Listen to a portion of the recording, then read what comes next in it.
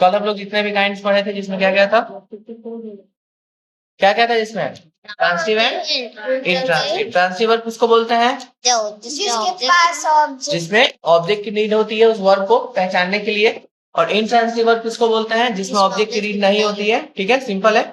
और उससे भी सिंपल भाषा में समझना हो तो याद रखना है कि जिसमें ऑब्जेक्ट हो उसको क्या बोलेंगे, ट्रांसिटिव वर्ब, और जिसमें ऑब्जेक्ट नहीं हो उसको क्या बोलेंगे, इंट्रांसिटिव वर्ब। ठीक है, अब देखो आज हम लोग पढ़ेंगे कुछ और काइंड्स जो बहुत ही फेमस है। ठीक है, सबसे पहले कौन सा है, मेन वर्ब। क्या है वो, मेन वर्ब। मेन वर्ब क्या होता है, देखो मेन वर्ब उसको बोलते हैं ना जिसका खुद का क्या हो, एक मीनिंग हो। क्या हो, क्या हो, एक मीनिंग हो।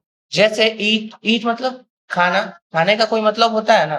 तो अगर कोई सेंटेंस में ईट आ रहा है तो वो ईट को हम क्या कौन सा वर्ब बोल सकते हैं, प्रिंसिपल, मेन वर्ब या प्रिंसिपल वर्ब। ठीक है, और याद रखना मेन वर्ब का दूसरा नाम क्या है, प्रिंसिपल वर्ब। ठीक है, इसके बाद आता है एक हेल्पिंग वर्ब या ऑक्सिलरी वर्ब। इसको थोड़ा समझना।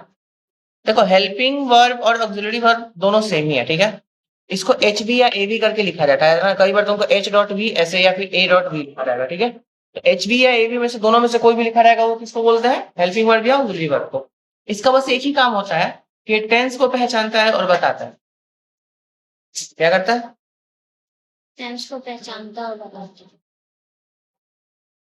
टेंस को पहचानता है और बताता है। टेंस को पहचान के बताएगा या फिर क्वेश्चन में कन्वर्ट कर देगा या फिर नेगेटिव।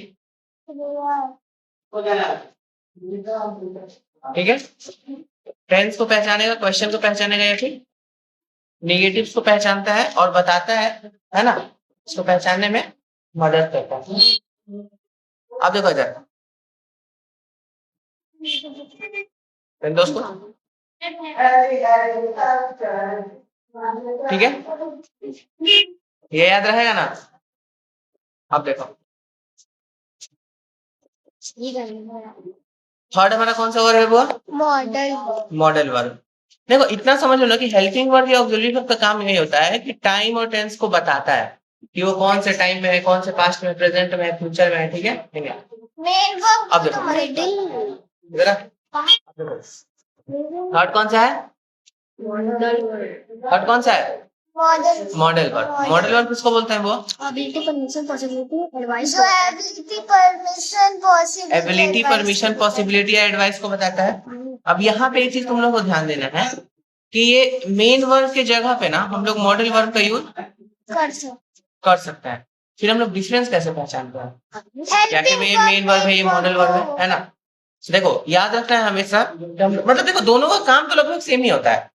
दोनों का काम क्या होता है, सेम ही होता है। लेकिन इसमें डिफरेंस जो सबसे बड़ा और इंपॉर्टेंट होता है वो ये होता है, हम लोग को ध्यान में रखना। ठीक है, देखो जैसे जो मेन वर्ब है ना, मेन वर्ब ये भी सेम काम करता है और मॉडल वर्ब जो होता है ये भी सेम काम करता है। लेकिन थोड़ा सा डिफरेंस है कि जैसे मेन वर्ब जो हो गया ये क्या बताता है, जैसे इज एम आर करके टेंस टाइम को बताता है कि प्रेजेंट में, पास्ट में, फ्यूचर में है, या फिर नेगेटिव्स इंट्रोगेटिव्स को बताता है, तो वो काम तो ये भी करता है।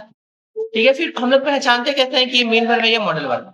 तो देखो जो मेन वर्ब है ना ये एग्री करता है, क्या करता है वो, एग्री करता है किससे, सब्जेक्ट से। किससे करता है, सब्जेक्ट से। और जो मॉडल वर्ब है ये क्या करता है, एग्री नहीं करता है, किससे, सब्जेक्ट से। जैसे देखो अगर तुम यहाँ मेन वर्ब में जाते हो, देखो जैसे मेन वर्ब में जाते हो, ठीक है, तो मानो मेन वर्ब से एक सेंटेंस बनाता है, जैसे ही इज प्लेइंग। ठीक है, बना दिए। अब हम यहाँ पे ही के जगह बस यू लिख दिए, तो ये इज के जगह हमको क्या लिखना पड़ेगा, लिखना पड़ेगा ना, लिखना पड़ेगा कि नहीं।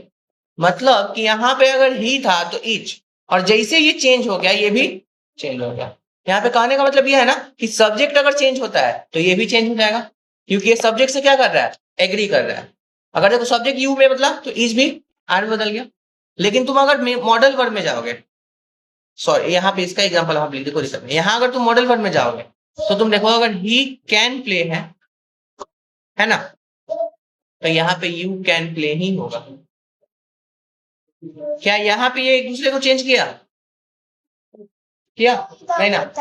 तो सब्जेक्ट के चेंज होने पर मतलब जो सब्जेक्ट के साथ एग्री करे उसको क्या बोलेंगे, हेल्पिंग वर्ब या ऑक्सिलरी वर्ब।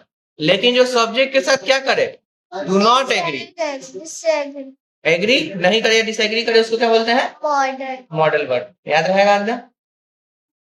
अब देखो फॉर्म्स ऑफ वर्ब्स वर्ड्स, थोड़ा ध्यान दीजिएगा इस पर। ये आप लोगों को पता होगा कि वर्ब का फॉर्म्स क्या होता है, किसको पता है? 5 को फॉर्म होता है, इतना तो सबको पता है, ठीक है। देखो वर्ब्स का फॉर्म ये होता है ना कि अलग अलग टेंस पे अलग अलग टाइमिंग पे किस वर्ब का यूज करता है, जिससे हमको उसका टेंस पहचानने में हेल्प होता है, टाइम पहचानने में हेल्प होता है, ठीक है।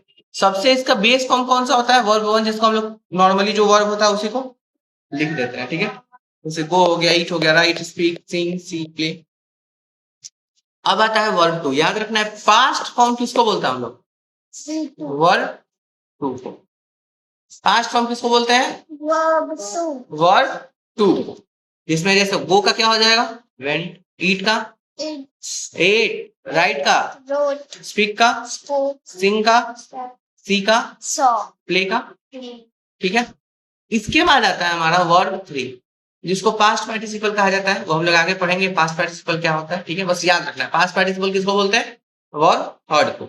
इसमें वेंट का मतलब गो कहीं क्या हो गया? गॉन। ईट का ईटन, राइट का रिटन, स्पीक का स्पोकन, सिंग का संग, ठीक है। अब इसको याद तुम लोग कैसे? अब देखो एक और चीज, यहाँ V4 और V5 को सिंपल याद रखना है। V4 में हमेशा प्लस ING लगता है और V5 में S या ES लगता है, ठीक है। मतलब इसमें फिक्स है कि S या ES लगेगा ही लगेगा, ठीक है। और इसमें हमेशा प्लस ING लगेगा ही लगेगा, ठीक है ना।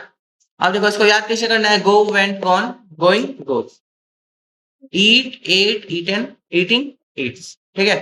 अब देखो ये जो है ना यहाँ पे इतना थोड़ा सा इंपॉर्टेंट है, और इसमें हम थोड़ा सा चेंजिंग वेंजिंग किए हैं। नहीं तो तुम ज्यादातर देखोगे ना तो सब में ईडी ही लगा रहता है V2 और V3 में, ठीक है। याद रहेगा कब? क्लियर ये वाला? बोलिए डिस्टर्ब पक्का। तो एक काम कीजिएगा, इसको ही फिलहाल याद रखिएगा, और बाकी आप लोगों को तो याद भी होगा बहुत सारा, है ना। नहीं याद होगा तो याद कर लीजिएगा, ट्रांसलेशन के बुक में पीछे दिया रहता है। ट्रांसलेशन के बुक के पीछे दिया रहता है, उसको याद कर लेना चाहिए। अब नहीं दिया पहले वाले। और वर्ब कंप्लीट हो गया। थोड़ी सा इंटरेक्शन कंप्लीट करने के बाद टेस्ट लें कि पहले वर्ब के बाद ले? पूरा कंप्लीट कर दिया। पूरा कंप्लीट करके, ठीक है। फिर पूरा कंप्लीट करके टेस्ट लेंगे। चलो अभी हम लोग टेंस को थोड़ा बहुत समझ लेते हैं, कितने काइंड्स होते हैं, क्या होता है, उसके बाद